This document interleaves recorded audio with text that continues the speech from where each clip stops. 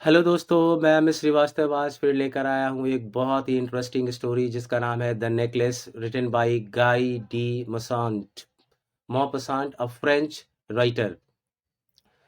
दोस्तों, this story necklace revolves around a lady named Matilda who was born into a middle class family. She was dissatisfied with her life as she wanted a rich husband because she belonged to a family of clerks and her family is unable to give dowry. She was married to a clerk who worked in the office of the Board of Education. दोस्तों, ये कहानी एक ऐसी महिला के आसपास घूमती है जो जिसका जन्म तो एक मिडिल क्लास फैमिली में हुआ है। वो अपनी लाइफ से बहुत डिससैटिस्फाइड है और वो चाहती थी कि उसका जो हस्बैंड हो वो बहुत ही सुपर रिच हो। लेकिन चूंकि वो मिडिल क्लास फैमिली को बिलोंग करती थी, उसके फैमिली वाले भी क्लर्क होते थे, उन लोग के पास इतना डाउरी नहीं था देने के लिए कि एक रिच हस्बैंड उसके लिए ढूंढ सके। इसलिए उन लोगों ने उसकी शादी भी एक क्लर्क से कर दी, जो कि बोर्ड ऑफ एजुकेशन में काम करते थे। चलिए हम लोग आगे देखते हैं। He was a loving husband. जो हस्बैंड थे मिस्टर मिसेस मैटिल्डा के, वो काफ़ी लविंग थे, केयरिंग थे। And Matilda was a very pretty young lady. Matilda बहुत ही खूबसूरत थी। Matilda was very unhappy because she always thought that she was born for all luxuries in the world. लेकिन Matilda, जैसा कि उसका सपना था कि वो इस दुनिया में आई है दुनिया की तमाम सुख सुविधाओं को भोगने के लिए, मतलब उसको लगता था कि वो डिजर्व करती है कि इस दुनिया की सारी खुशियां और हैप्पीनेस उसके पास रहे। लेकिन एक्चुअली में उसको मिला एक क्लर्क हस्बैंड जो कि उसकी सारी इन सुख सुविधाओं को पूरा नहीं कर पा रहा था, इसलिए वो काफी दुखी रहती थी। Her desire was to be rich. वो सोचती थी काश मैं कैसे बहुत अमीर बन जाऊं। She use to think that destiny was unfair to her. उसको लगता था ना कि गॉड ने उसके साथ सही व्यवहार नहीं किया है, उसके साथ अनफेयर हुआ है। And that she deserve much better than what she had got. उसको लगता है कि मेरे लाइफ में, मेरी किस्मत में जो लिखा गया कहीं और ज्यादा होना चाहिए था। जितना मुझे मिला उससे कहीं और ज्यादा होना चाहिए था। हमेशा अपनी किस्मत को कोसती रहती है। She use to get angry and was tortured by the condition of her apartment. वो हमेशा गुस्सा हो जाती थी और अपने अपार्टमेंट, छोटे अपार्टमेंट के कंडीशंस को देखकर वो काफी दुखी रहती थी। The dirty walls and the torn furniture use to irritate her. मतलब जो उसके दीवार थे घर के वो काफी डर्टी थे, फर्नीचर भी जो भी था वो टूटा फूटा था। ये सभी उसको ना जैसे मान लो टॉर्चर कर रहे हो, ऐसा फील होता था।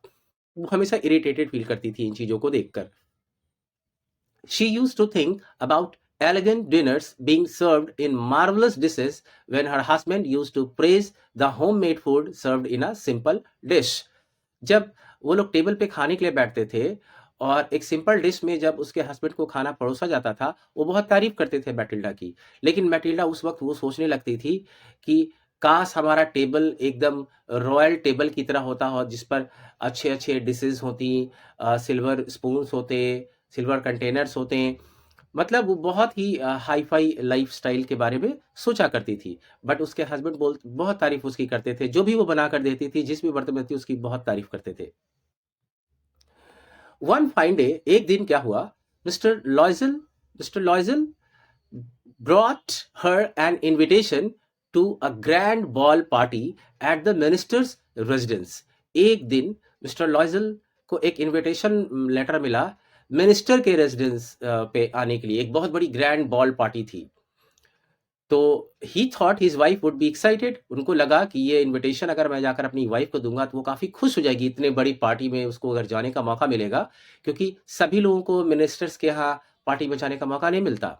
तो शायद मैटिल्डा बहुत खुश हो जाएगी। However, his wife, instead of being happy, threw away the invitation letter and they started crying. लेकिन वो खुश होने के बजाय और दुखी हो गई, रोने लगी और उसने इनविटेशन लेटर को उधर उधर फेंक दिया। She complained, उसने कहा that she had nothing suitable to wear to such a great occasion. वो कहती है कि इतने बड़ी पार्टी में कैसे जाऊं, अच्छे कपड़े भी तो होने चाहिए इसके लिए, और मेरे पास कोई भी इतना अच्छा कपड़ा नहीं है कि मैं इतनी बड़ी पार्टी को अटेंड कर सकूं।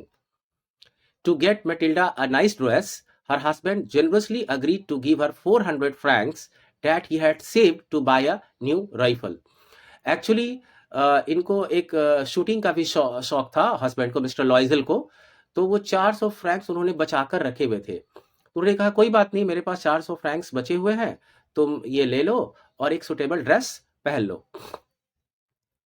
आगे देखते हैं हम लोग। Soon the week of the grand party approached. His wife seemed to be worried again. अब पार्टी का दिन आ गया। अब उसकी वाइफ फिर दुखी लग रही थी। She was upset as she felt that she didn't have any jewelry to wear with the dress. तो उसने कहा कि ड्रेस तो आ गया, बट क्या ऐसे प्लेन कैसे जाऊं पहनकर, मेरे पास एक ज्वेलरी भी नहीं है, कम से कम एक नेकलेस तो होना चाहिए था गले में, तब तो जाती मैं। फिर वो दुखी हो गई। At this, Mr. Loisel suggested that perhaps she could borrow something from her friend Jean Forestier. तो उन्होंने कहा कि तुम्हारी एक रिच फ्रेंड है जीन फॉरेस्टियर, जाओ उससे एक ज्वेलरी बोरो कर लो और पहन के चली आना पार्टी में, क्या प्रॉब्लम है। वो बोली आपने ठीक कहा, वो चली जाती है जीन के पास।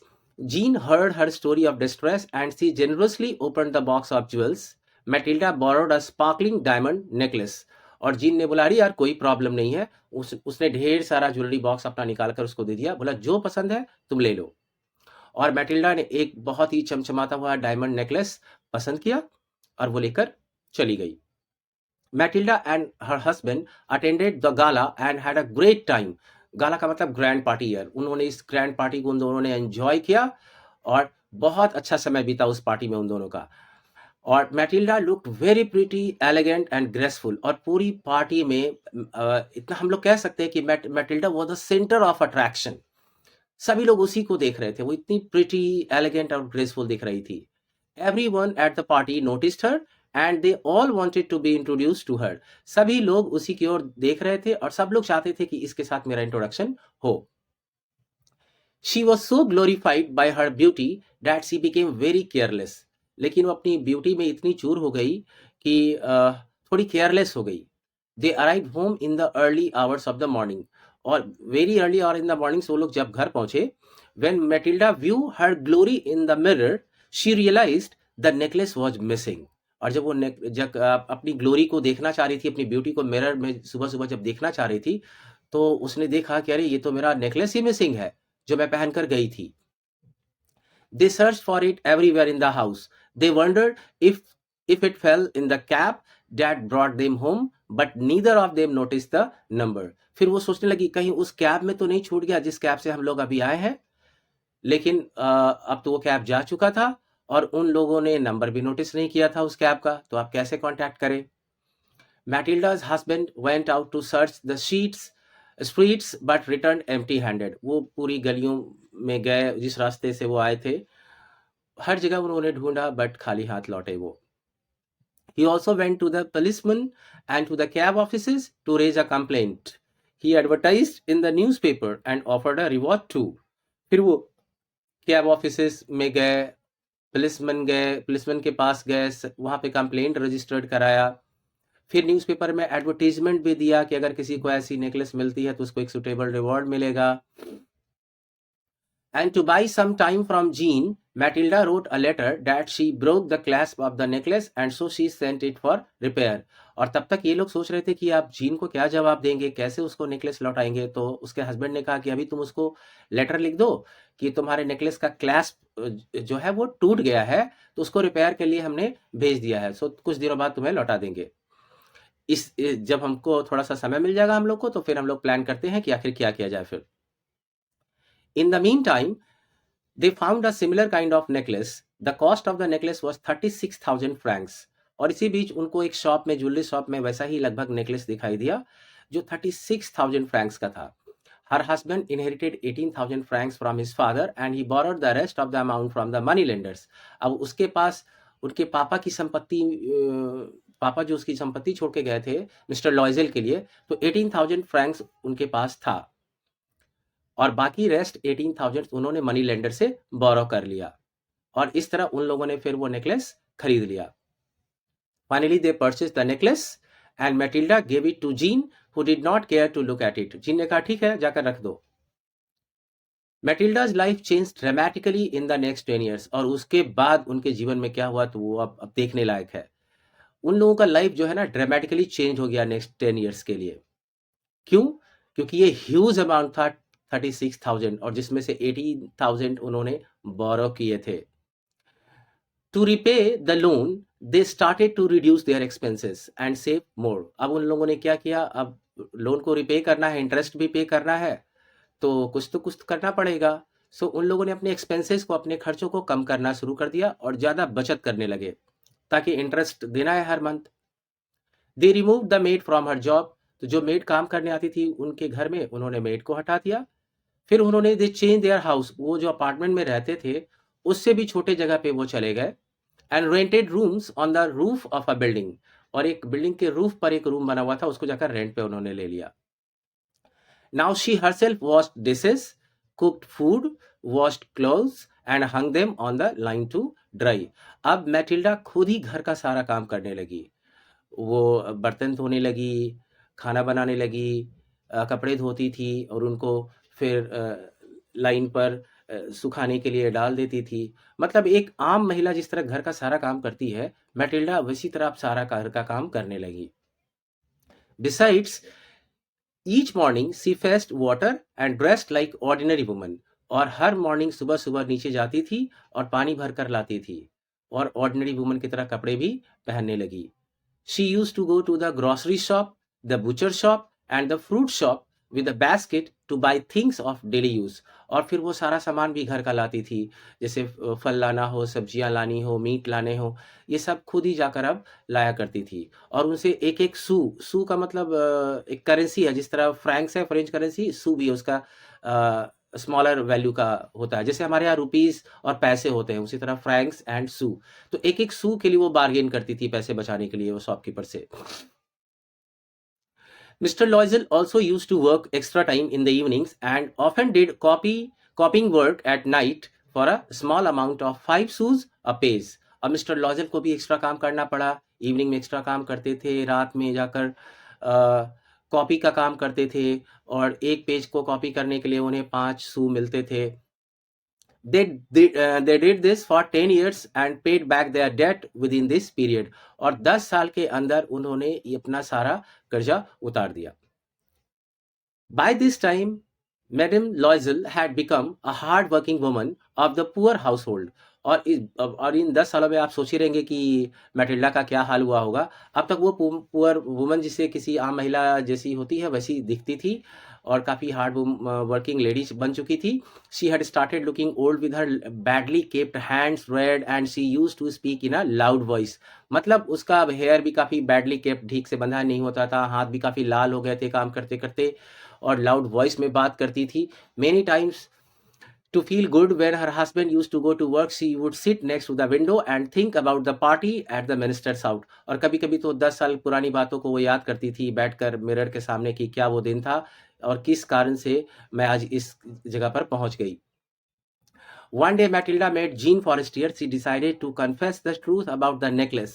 Jean was surprised to see Matilda's state। Matilda told her that she had lost the necklace that she borrowed from her and had to pay a huge amount for the replacement। एक दिन अचानक वो आ रही थी, तो रास्ते में उसने देखा कि ये तो उसकी पुरानी फ्रेंड जीन फॉरेस्टियर है। तो उसने आवाज दिया उसको, हाँ गुड मॉर्निंग जीन। तो उनको लगा कि अरे इस फेमिलियर वॉइस में कौन मुझे पुकारा। उसने पलट कर देखा तो वो पहचान नहीं पाई कि यह मैटिल्डा है। तो फिर मैटिल्डा ने कहा कि अरे मैं तुम्हारी ओल्ड फ्रेंड मैटिल्डा हूँ। फिर उसने वो कहानी सुनाई कि यार तुम्हारे नेकलेस की वजह से मैं इस कंडीशन में पहुंच गई। बोला मेरे नेकलेस की वजह से? बोली हाँ। बोला वो तुम्हारा नेकलेस एक्चुअली में खो गया था, मैं उसको आज कन्फेस कर रही हूँ, और उसको पे करने के लिए मुझे 36,000 रुपीज़ लगाना पड़ा, फ्रैंक्स लगाने पड़े, जिसमें 18,000 हमें बोरो करना पड़ा, और उसको पे करने के लिए हम लोग की लाइफ ऐसी हो गई। ये सुनकर she told her that the necklace that she borrowed was a fake. बोला ओ माय पुअर मैटिल्डा, ये क्या किया तुमने, मेरा नेकलेस तो फेक नेकलेस था, मतलब एक आर्टिफिशियल ज्वेलरी था, वो सिर्फ 500 फ्रैंक्स का, और तुमने इतना तकलीफ उठाया। अब सोचिए कि क्या हुआ होगा मैटिल्डा को उस वक्त। और यहीं पे स्टोरी खत्म हो जाती है दोस्तों basically the story teaches us that everyone should be content in life with whatever life little that he has. दोस्तों हमें ये कहानी सिखाती है कि हमारे पास जो भी कुछ है, हमें संतुष्ट रहना सीखना चाहिए। One should live within one's means or else he invites unnecessary problems, anxieties and confusion in life। तो कह रहा है कि हमें अपने जितनी सुविधाएं हैं और रिसोर्सेज हमारे पास है, उनके अंदर ही हमें जीने की कोशिश करनी चाहिए। नहीं तो अननेसेसरीली अगर हम लोग कुछ डिसीजन लेते हैं अपने रिसोर्सेज से बाहर जाकर, अपने लिमिट से बाहर जाकर, तो हमें लाइफ में प्रॉब्लम झेलना पड़ सकता है, एंग्जाइटीज झेलनी पड़ सकती हैं और कन्फ्यूजन भी लाइफ में क्रिएट होता है, जैसा कि मैटिल्डा एंड मिस्टर लॉयजल के साथ हुआ। If you seriously want to make something positive changes in your life, then start accepting yourself just the way you are.